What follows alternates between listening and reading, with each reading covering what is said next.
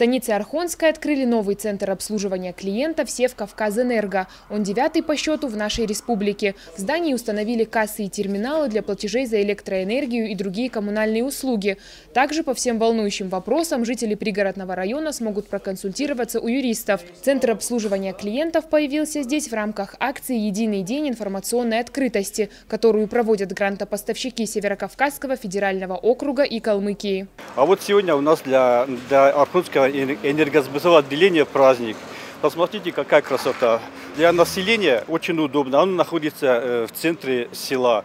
И у нас очень много плательщиков, стариков и старух. Им будет теперь легче до нас добираться. Так что это очень, для них очень выгодно и удобно. Мы принимаем платежи от населения, от юридических лиц. Мы еще хотим, чтобы к нам еще приходили платить за газ, за воду, потому что это очень удобно будет для населения.